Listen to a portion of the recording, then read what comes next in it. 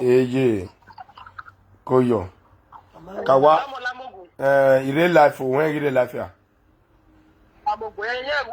Okay. Padi oni na no ko ya no gigele wana. So ita we ni no gi. Oda funga ga mi ya agba gbomo. Wa wonu wa gwala zia. Unwe mo ya ga to gugwa. Unwe si go mo ya ga to gugwa. Unwe ko ya ga to gugwa. E pa ga ma ne gbegbe no ma e pa again ye wa no to re. Ma wo re ma wa. Yeah. Mo ya mi to go ise ala. Ina te mata ma go bi o mu kian o mi e. E no gie. Omo na gie mata unu e no. O ga to a good money we ha go dogba. E no gie ki. E me mi okwo pa no go do kian so to. Ne ko go do kian so to. Always single mother yin kian hu yi. Wa ugwe e ri ma be no gie me ri ge single mother. Iri go keso ni ave jo. Iri go ya go le single mother. Ike so sha ike baya muniki. Ni mu aze e ma do live address kugbe.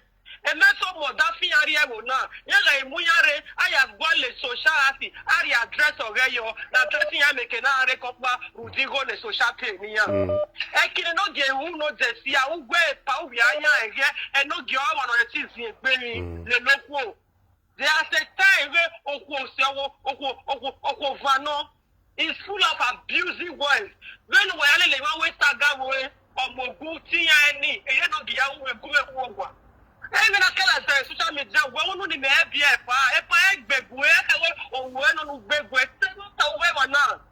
Awo we so gbe so we no get zabe. Mama de document inu mama de document inu just school ma just school. What video ma was video. Okuno tell letter me. I will tell your husband to come to me. Let me visit his school. Wa be mo ari school school e be make na again. When you want when you rock ma. Tell the Moria school, okay, the Moria school, Italian as a lawyer. I will go to Viemojo, I will settle over to Aviemojo. Don't you with the movie, you pour for ma, young guys back here going, or aggressive in it, up with your way. I swear, when you're more, you are that woman settle. You that my way, but say, now, single mother, they hungry, my mom, man, go pay you for his house. You know that. You know that. Yes, well, the job of him and they get man who.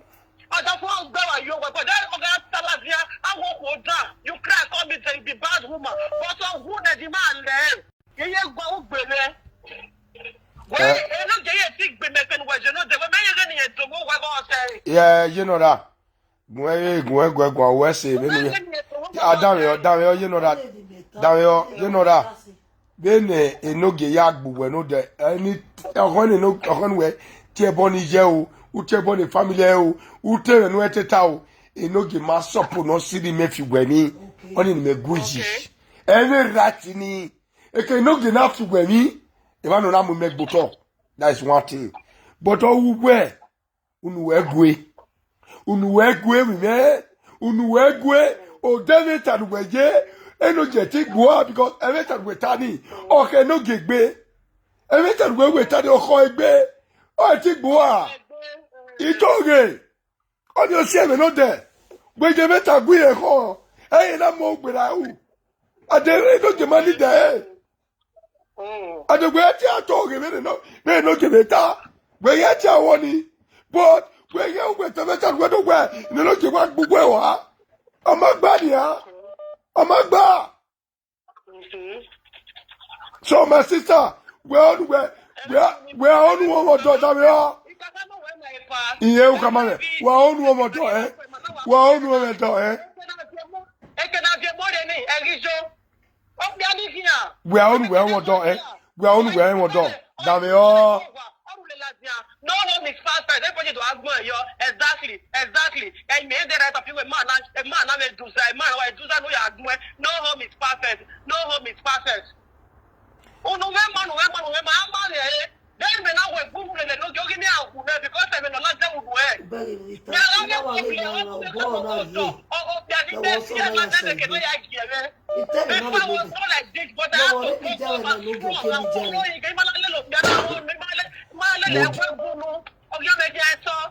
but a good way with bay.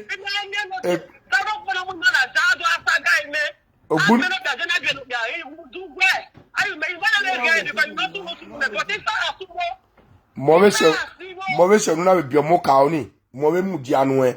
Move ka wa when it is stupid. Yeri awe una gele mu dia but unuwe gbegbe.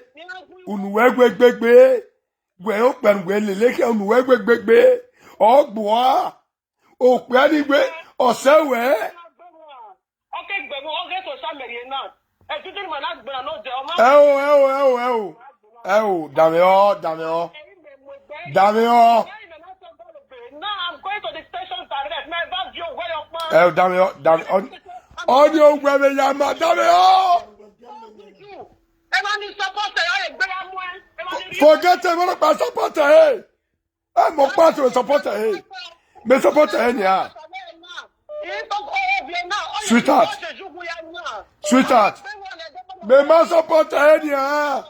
What the way to do that? Oh, we may, hey, make me manasi. Me ask a page with the head of the page. One of the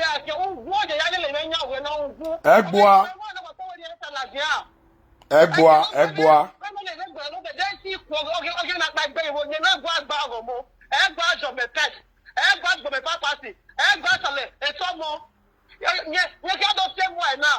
the money as a father, I'll go out. The road they come back because I don't know the way you are maltreated there. You put the aggressive document, you put it on this innocent children body. Who we going to correct you where? Who going to go wrong? Why are you correcting her? You corrected there as a 2 years old or you are corrected there as a 10 years old child. Who corrects you like so they be your age mate? Who be a pal? Even though I am for sure, you're not a shock with British. There's not a shock.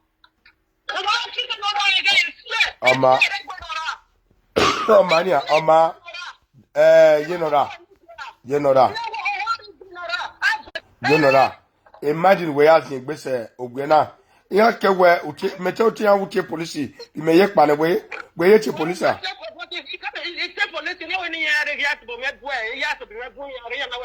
All right. All right. Where do you know that? You know that. Yeah, watch a video now. He might blame me where. Oh, you may walk good.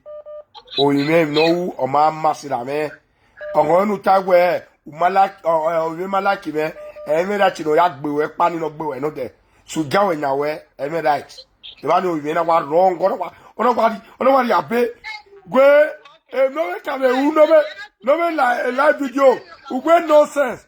Oh, whatever nonsense.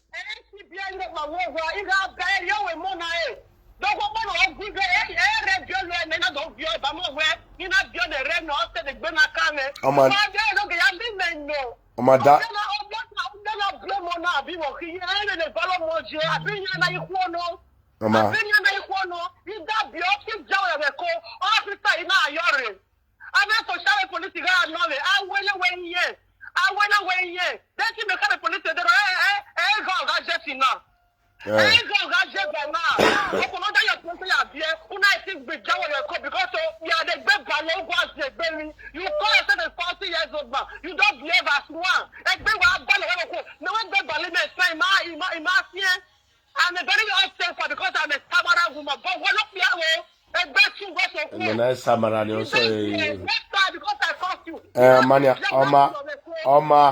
my yafe ma deba we. Amami, imano ma deba we. Mudiane, well, ije mudiao, lare. Emina ya deba we, emera tino ya gboe, obe yunu gwe gwa. Ma, but o gwe le rugwe gbe o, e gbe gbe che boni je. Che boni je.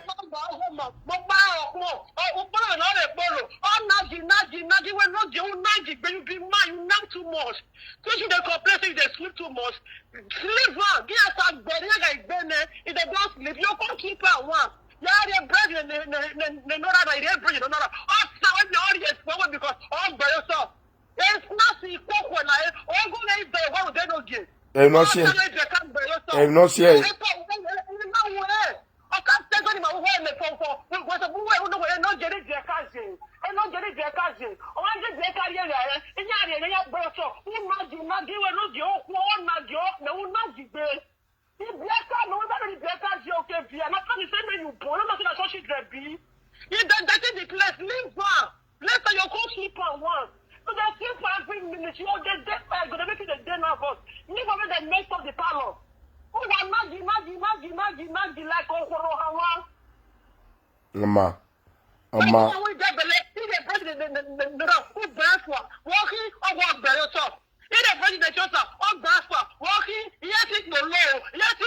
You are not working, I'm not working. What we are doing now is to face the children before you start working. Why are you complaining? We complain, don't even complain, ma. We complain. Oh, why they can move again? Everything you complain. Okay, person you complain. Who nagi? But the one me as we. Who will let them go? Ama. Emine uni. Uni want change. No get change. No get change. Don't let the both you arrange back. Don't let your body back.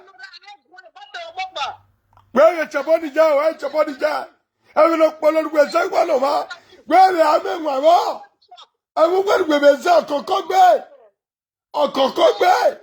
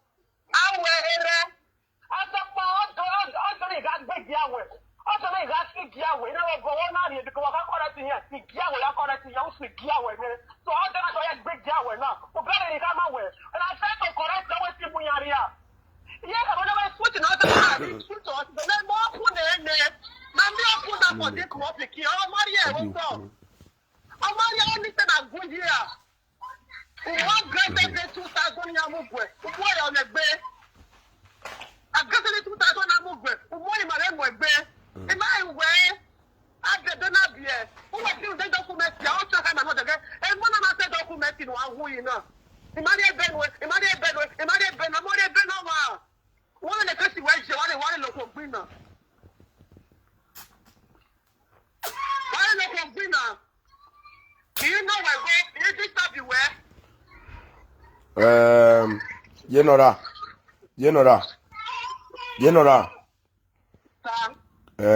Why ya? It's too bad. It's too bad. It's too bad. Nonsense. But every right. No why I back boy. No get should stop that. But you know that. Oh where? No waru we be. Where they expect ma. What do we expect ma? What they not say? Oh manu baby. Oh man, I never know that. Me na make am where oni gawa settle in another way where our could wa ta wo wa. What do we expect me? Go me just we expect me no there. If me na dey go the best no. But Teresa, eh?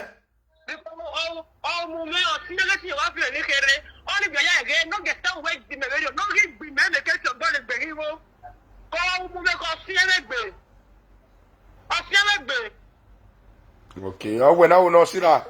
No cinema, what boy, you may make it a gawi maso. What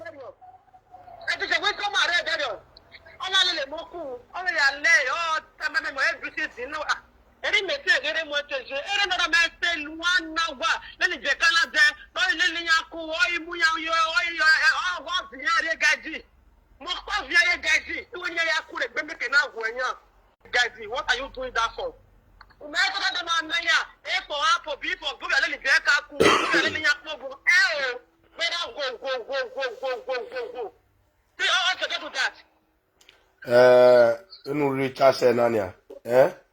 Wesi, but every police in order close the mouth. I will not carry pot in me. Dali, Damionia, on me way I we have had respect. We have had respect many aware. Baba, Mutu where, and Menadio Janino de. Imotomedia.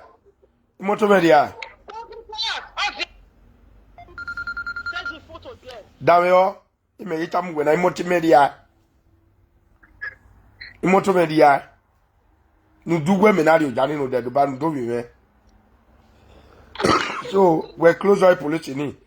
The man won't want to go me, but we're close to police in it. Oh.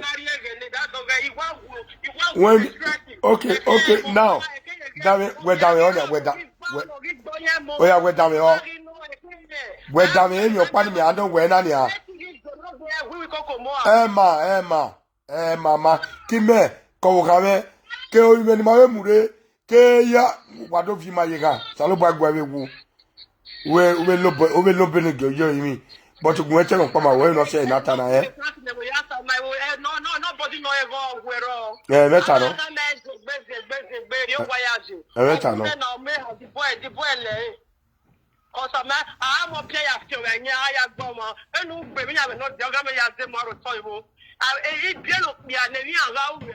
Why go get Yaka man? Yeah, I feel like a man, Yaga getting my green on me, and up Yan no. You know, the woman may your men, people that really don't say around number one or with this, a priceless with this.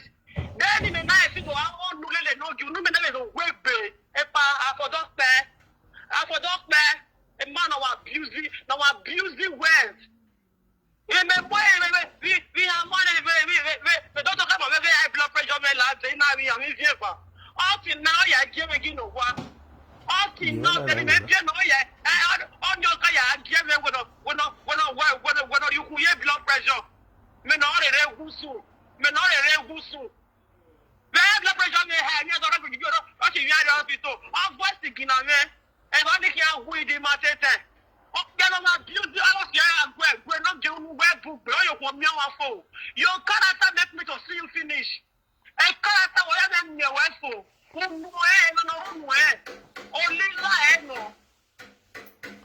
Okay, Omania. Me agina no give me. The American or Jerry no soon never do get me a page. Yaya Desica the medal page. The medal William Bokwana there will drop back 2,000 plus in Yamuki now. Oh, Sarah McBell, not Doka Mare. It's a very Jimagoka, Mataka lay a fair. Oh, don't attend or spears though. Nivia Bota Mare. One year, okay, what's the value? You don't like me again, so big, you carry your life all that time. You know they feed me for after all. Oh yeah, we're down here. No gay, down here, we're down here, we're down here, no gay, eh? Omana yaro wawa. You cannot do it alone. A money gay. I will do it in the next but in I can do it alone. I cannot do it alone. I cannot do it alone. I cannot do it alone. The man is not abusing. I cannot do it alone when there is no domestic violence. As far as there is domestic violence, I can do it alone.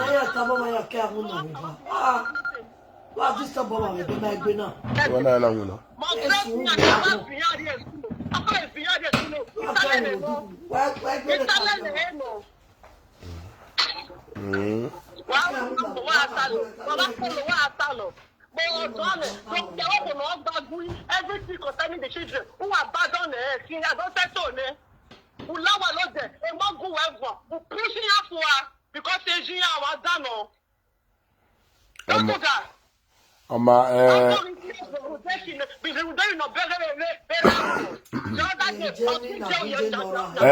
are who we are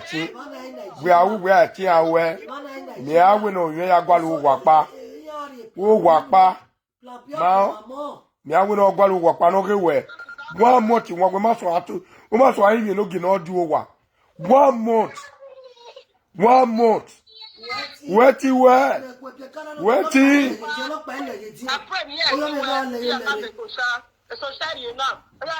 come and dress up and let's dress up.